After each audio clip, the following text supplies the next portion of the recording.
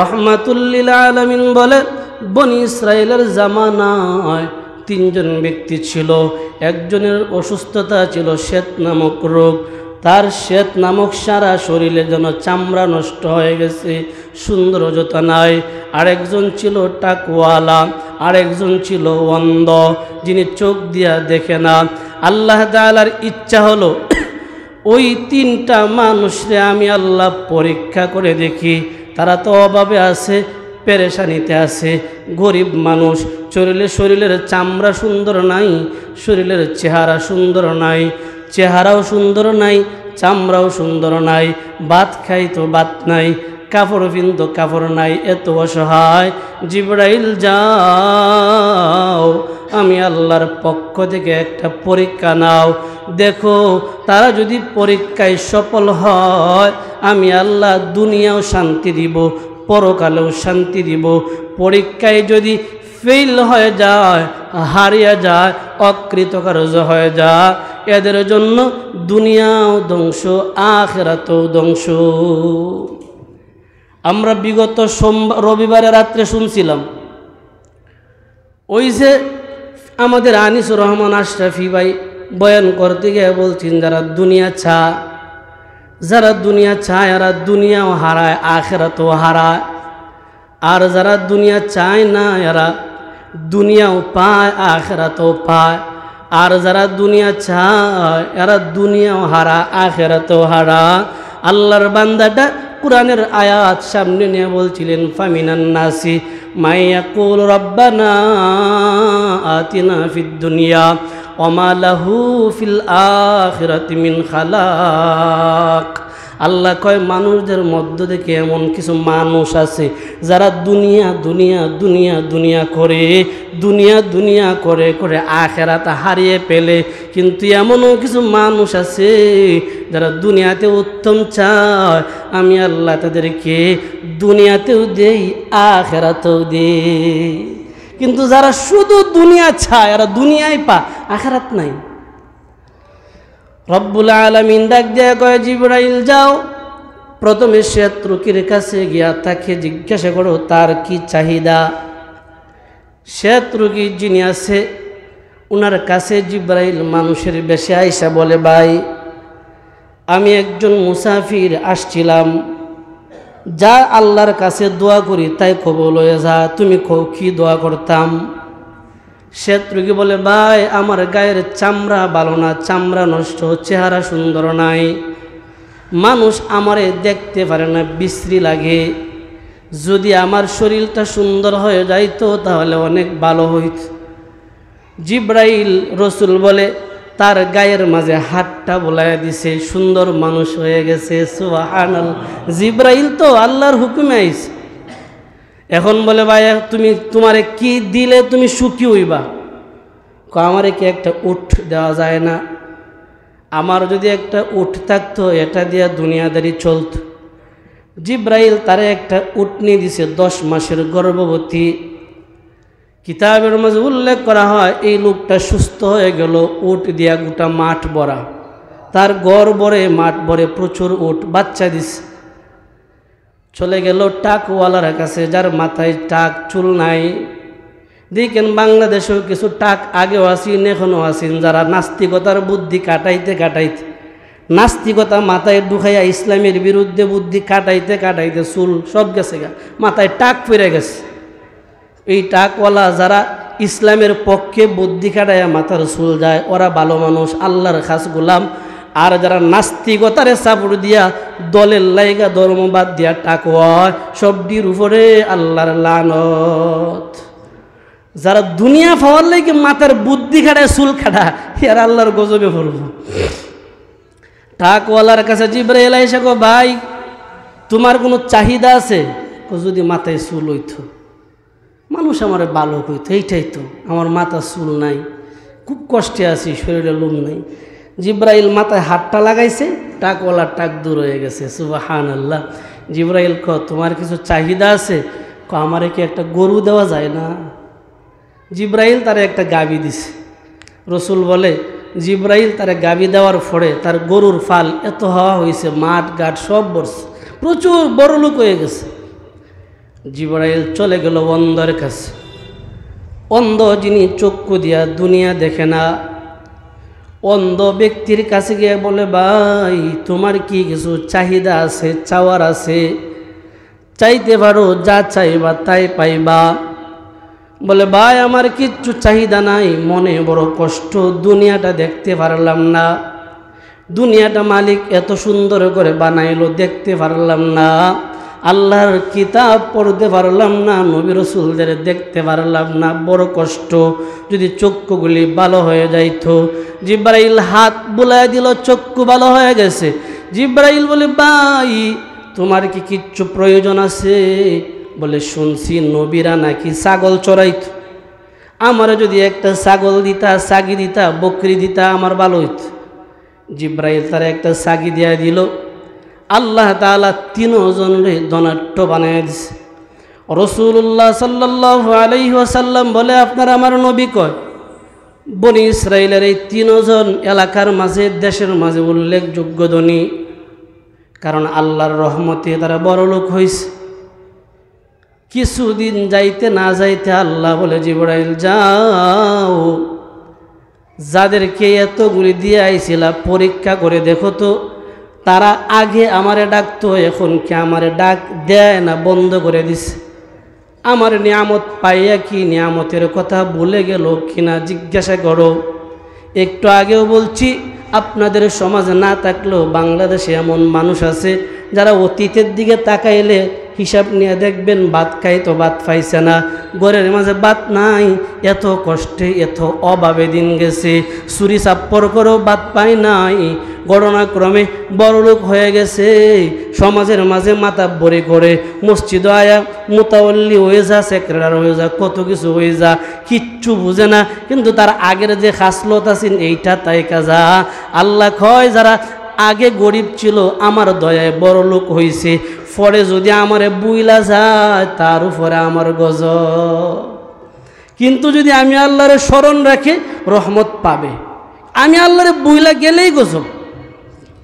রহমাতুল্লিল আলামিন বলে, আল্লাহ বলে, জিবরাইল যাও, ওই তিনজনের পরীক্ষা করো, আমারে বুইলা গেল না স্মরণ আছে। জিবরাইল মুসাফিরের বেশ দইরা শ্বেতওয়ালার সামনে আইসা দাঁড়ায়, ভাই আমি একজন মুসাফির, বিনদেশি, বহুদূর আমার বাড়ি, আমি আমার অভাবের কারণে দেশে যাইতে পারতেছি না, তোমারে তো তোমার আল্লাহ অনেকগুলো উট দিছে, মাঠ ঘাট সব ভরা, তুমি যদি তোমার উটের পাল থেকে একটা উট আমারে দিতা, এই উট দিয়া সবার হইয়া আমি আমার বাড়িতে যাইতাম। শ্বেতওয়ালা জবাব দেয়, কিতাব এইভাবে আছে, সে জবাব দেয়, এই যাও, আমার সময় নাই, কত ব্যস্ততা আমার আছে, যাও মিয়ান্ত, কিতাব এইভাবেই শব্দটা আছে, যাও আমার সময় নাই, অনেক ব্যস্ত আমি। অথচ এক সময় ব্যস্ত কি জিনিস কইতে পারে না। জিবরাইল ডাক দেখো, ভাই দাঁড়ান, কথা আছে। কি কথা?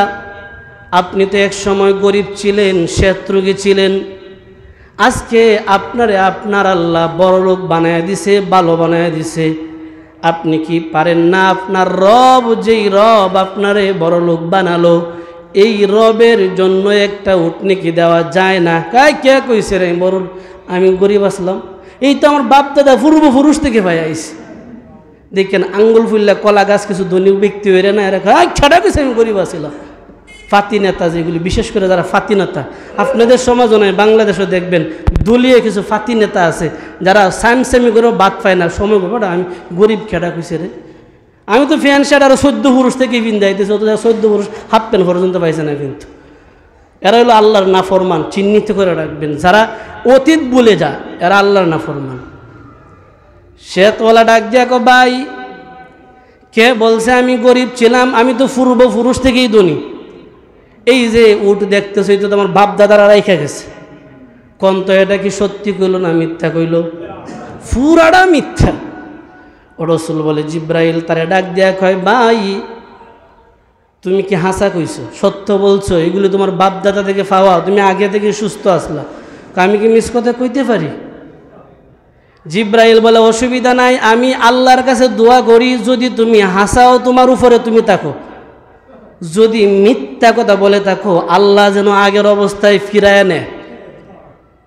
জিব্রাইল বলে আমি দোয়া করি যদি মিথ্যাবাদী হয়ে থাকো আল্লাহ যেন তোমারে আগের অবস্থায় ফিরায় নেয়। এখান থেকে চলে গেল টাকওয়ালার কাছে। টাকওয়ালারে গিয়ে ডাক দেখো ভাই আমি একজন মুসাফির, দূর বহু দূর আমার বাড়ি, আমি রাস্তার খরচের জন্য খরচপাতির জন্য কষ্টে পড়ে গেলাম। তোমার বুক এত এত গরুর পাল থেকে কি একটা গরু আমাকে দেওয়া যাবে? আল্লাহর জন্য কি আমাকে একটা গরু দেওয়া যাবে যেইটা দিয়ে আমি আমার দেশ পর্যন্ত যেতে পারবো, বাড়ি পর্যন্ত যেতে পারবো? টাকওয়ালা কো না না না, সময় নাই, ব্যস্ত আছি, যাও, সময় নাই।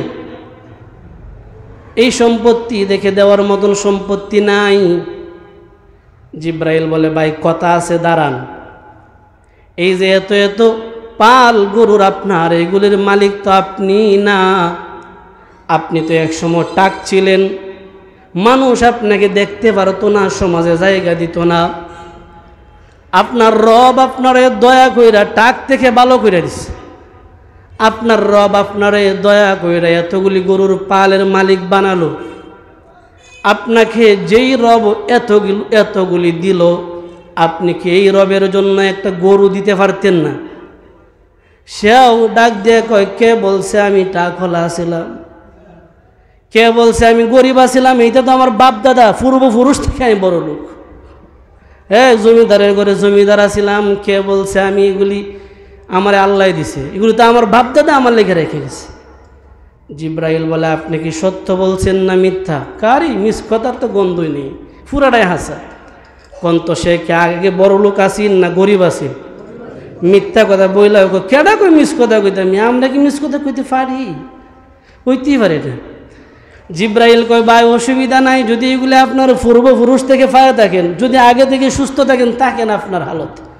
তবে শুনো, তুমি যদি মিথ্যা কথা বলে থাকো, আমি মুসাফির দোয়া করলাম আল্লাহ যেন তোমার আগের অবস্থায় ফিরায় নেয়। জান মিয়া গরিবের দোয়া কত আনতে যা দেখেন না?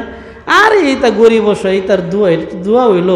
একটা কথা খেয়াল রাখবেন যুবক ভাই, বৃদ্ধ বাবারা, একজন মজলুমের দোয়া আল্লাহর কাছে পৌঁছতে কোনো পর্দা নাই মাঝখানে।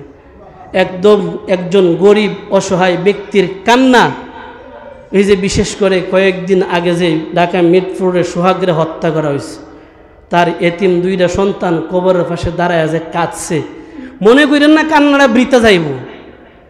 মনে করেন না যারা 17 বছর তাইকে জুলুম করছে এরা যেমন বেইজ্জত হয়ে গেছে, আপনারাও যারা এখন জুলুম করার চেষ্টা করতেছেন, আপনাদেরকেও আল্লাহ তাআলা জুতা পিটা করে দেশ ছাড়াইব।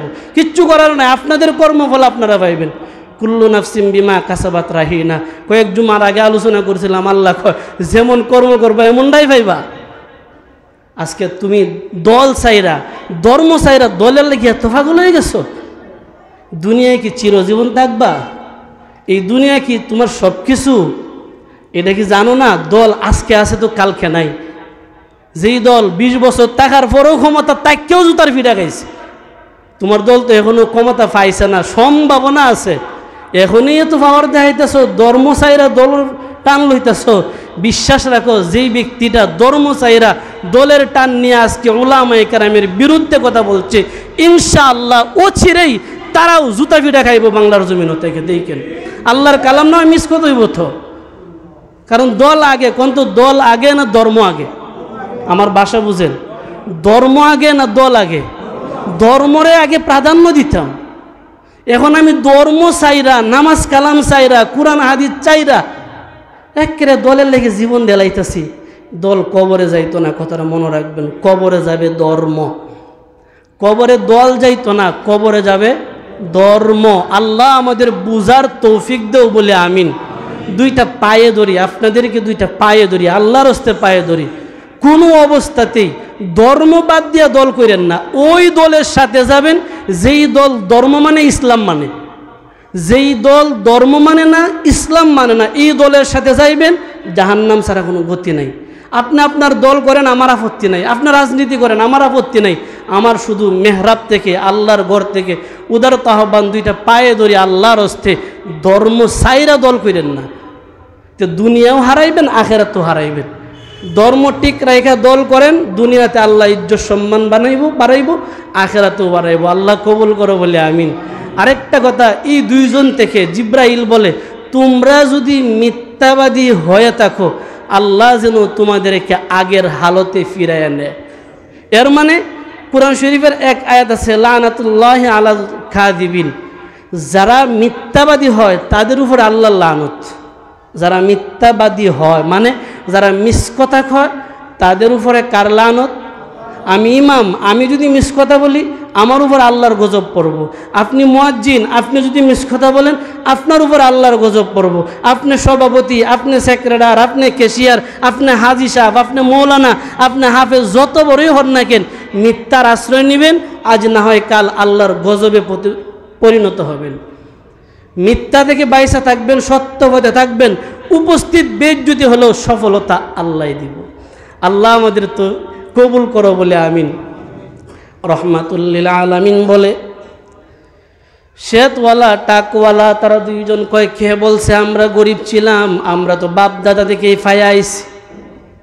জিব্রাইল বলে, যদি তোমরা তোমাদের কথায় মিথ্যাবাদী হয়ে থাকো, আল্লাহ যেন আগের হালতে ফিরায় নেন। জিব্রাইল চলে গেল।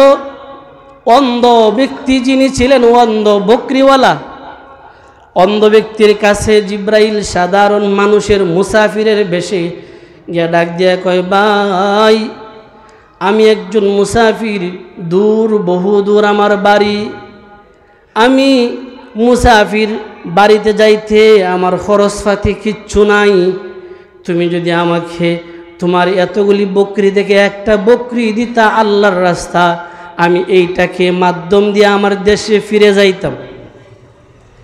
অন্ধ ব্যক্তিটা ডাক দেখো, ভাই একটা চাইছো, যতগুলি বকরি লাগে আল্লাহর নামে চাইছো, নিয়ে যাও। সুবহানাল্লাহ। জিব্রাইল আশ্চর্য হয়ে কো, ভাই যতগুলি নিয়ে যাইতাম মানে বুঝলাম না, কইগুলি মালিক তো আমি না, আমি তো এক সময় অন্ধ ছিলাম, আমার আল্লাহ আমারে সুস্থ করছে। দেখেন অতীত বলে নাই, সফলতায় দেয় আল্লাহ। ডাক দিয়া কয়, আমি এক সময় অন্ধ ছিলাম, আমারে আমার আল্লাহ সুস্থ করেছে, চক্ষু ফিরাইয়া দিছে। এক সময় বিক করেও বাদ পাইতাম না, আজকে আমার মাঠ ভর্তি বকরি আছে, আজকে আমি লাখপতি কোটিপতি হয়ে গেলাম। যে আল্লাহ আমার এতগুলি দিল, এই আল্লাহর জন্য একটা নয়, যা লাগে সব নিয়ে যাও। জিব্রাইল বলে, কিচ্ছু লাগবে না, আমি দুনিয়ার কোনো মানুষ না, আমি দুনিয়ার মানুষ না, আল্লাহর পক্ষ থেকে তোমরা তিনজনের পরীক্ষা করার জন্য আসছিলাম। দুইজন ফেল হয়ে গেল, তাদের উপরে আল্লাহর গজব পড়বে, আগের অবস্থায় ফিরে যাবে। তুমি আল্লাহর জন্য পরীক্ষায় পাশ হয়ে গেছো, সফল হয়ে গেছো। দোয়া করি আল্লাহ তোমার আরো বরকত দান করু। রহমাতুল্লিল আলামিন বলে, ও আমার সাহাবায়ে কেরাম, আমার আল্লাহ তোমাদেরকে ও ভবিষ্যতের আনেওয়ালা উম্মতদেরকে ঠিক ওইভাবে পরীক্ষা করবে। গরিব থেকে ধনী বানায়া ধনীর দুয়ারে ভিক্ষুকরে নিয়ে দাঁড় করাইয়া দিবে, অতীত স্মরণ করাইয়া দিবে। সে যদি অতীত বইলা যায় আল্লাহর গজবে পরিণত হবে, আর যদি অতীতরে স্মরণ রাখা আল্লাহর দেওয়া জান, আল্লাহর দেওয়া মাল আল্লাহর জন্যই রেডি রাখে, ওই শ্বেতওয়ালা টাকওয়ালারে যেমনি ধ্বংস করেছে, আল্লাহ যেমনি অন্ধটারে হেফাজত করছে, ঠিক এইভাবেই যারা আল্লাহর জন্যই সব করবে আল্লাহও তাদের সম্মান বাড়াইয়া দিবে। আল্লাহ বলে, শুনো, তোমরা যখন বিপদের মাঝে পড়ে যাইবা, তোমরা যখন মাত্রাতিরিক্ত গরমের মাঝে পড়ে যাইবা, তোমরা যখন আগুনে দগ্ধ অবস্থায় পড়ে যাইবা, তোমরা যখন পানিতে ডুবে মারা যাওয়ার উপক্রম হয়ে যাইবা, তোমরা যখন টাডা বিজলি ঘূর্ণিঝড় বড় ধরনের বিপদে যখন তোমরা পড়ে যাইবা, ঠিক এই সময় আমি আল্লাহরে বুইলা যাইও না, আমি আল্লাহরে বইলা যাইও না। যেভাবে আমার নবীরা বিপদে পড়ার পরে আমি আল্লাহরে ডাক দিছে, তোমরাও আমারে বিপদ পইরা ডাক দিবা। আমি আল্লাহ তাআলা জানায় দিলাম, বান্দা তুমি আমারে ডাক দেওয়ার সাথে সাথে ওয়াকাযালিকা নুনজিল মুমিনিন, আল্লাহর কালাম আল্লাহ কয় আমার মুমিন বান্দা বিপদ পইরা ডাকটা দিতে দেরি হবে, আমি আল্লাহ তার বিপদ থেকে রক্ষা করতে দেরি করব না। আল্লাহর কালাম ওয়াকাযালিকা নুনজিল মুমিনিন, আল্লাহ কয় অবশ্যই আমার মুমিন বান্দা বিপদে পড়ে যখনই ডাক দিবে সাথে সাথে আমি আল্লাহ তার ডাকে সাড়া দিয়ে উদ্ধার করে দিব। ডাকতে পারি না তো? জানি না আপনারা কি মনে করেন, কয়জন আছেন? সবার না, কয়জন আসি এমন যে নামাজটা পড়া 1 মিনিট আল্লাহর কাছে চাইতাম? কয়জন? খালি সালামটা ফিরাইতে দেরি, বিশেষ করে আজকে জুম্মার দিন না, আসলে আপনাদের মাঝে নাই, এরপরও মানে বলি দেখেন আছে কিনা। দেখবেন কোনো মতে খালি সালামটা ফিরাইয়া জুম্মা শেষ করা মর্দেক মুসল্লি বাজারের হিমাত তার হিমাত, এরা দুয়াই করলো কখন, সুন্নতই পড়লো কখন। কোন তো নামাজের পরে যে 4 রাকাত সুন্নত না পড়লে চলে, না পড়লে চলে। নামাজের আগের যে 4 রাকাত সুন্নত না পড়লে চলে না, আগের 4 রাকাত সুন্নত সুন্নতে মুআক্কাদা পড়তেই হবে, পরের 4 রাকাত সুন্নত সুন্নতে মুআক্কাদা পড়তেই হবে। ওরা পড়লো না যে, ওরা তো সমাজের মুসল্লি আর বাজারের মুসল্লি। জানি না আপনারা কষ্ট পান কিনা, পাইলে পান কে, আমার কি হয়েছে, প্রয়োজনে নামাজে পড়ে ইমামতি যাক, আমার কি হয়েছে, রিজিকের মালিক আল্লাহ। এই কথাটা কইেন, রিজিকের মালিক আল্লাহ। যারা মনে করেন আগের সুন্নতও পড়লো না পরের সুন্নতও পড়লো না, আসলে এরা নামাজি না, এরা সমাজের আর বাজারের মানুষ দেখানো নামাজি। কথাটা বুঝাইতে পারছি কিনা জানি না। আগের 4 রাকাত সুন্নত যারা পড়লো না, পরের 4 রাকাত সুন্নত যারা পড়লো না, এরা হলো টিক্কা আর সমাজের বাজারের মুসল্লি, আর এরা আসলে আল্লাহর মুসল্লি না। নিয়ম ছিল নামাজের পরে আল্লাহর কাছে কাঁদতাম, আল্লাহ এই যে এত গরম দিতাছো, তোমার গজব রক্ষা করো। নিয়ম ছিল আল্লাহ আমরা গজব তো রক্ষা করো, আমরা মাফ করো, কাদার সময় নাই তো। কোনো মতে খালি ইমাম বাম দিকে সালামটা ফিরাইয়া দেহে মুসল্লি রাস্তা, কি রে ব্যাপার। আপনারা তো কম দৌনপুর যাবলা আসলাম, কর পরে তো বাজারে মিছিল হয়েছে, ইমাম এই দেখিতা কইলো, পরে কইছি তো কইছি ইমামতি সাইরে দিয়ে তো কইছি, পরে আবার হেরাই ভুল স্বীকার করছি না, ইমাম তো ঠিকই কইছি না, আমরা ভুল বুঝছি। একেবারে পুরা বাজারও মিছিল, কারণ আমি সালাম ফিরাই দিই, মসজিদের ভিতর ছাড়া বারিন্দা সব গেছে গা। এর মানে এরা আসলে নামাজি না। যারা পরে 4 রাকাত সুন্নত পড়ে না, এরা আসলে নামাজি না, এরা সমাজের সাফো ফইরা। মানুষ কইব কত বড় ইমান শক্ত, কত বড় নিমক হারাম, কত বড় বেঈমান, জুম্মার নামাজটা পড়লো না, এমনি কব মানুষ। এই বয়ে কিন্তু সে আসলে জুম্মার নামাজ হয় মুসল্লি সাজে, আসলে মুসল্লি না।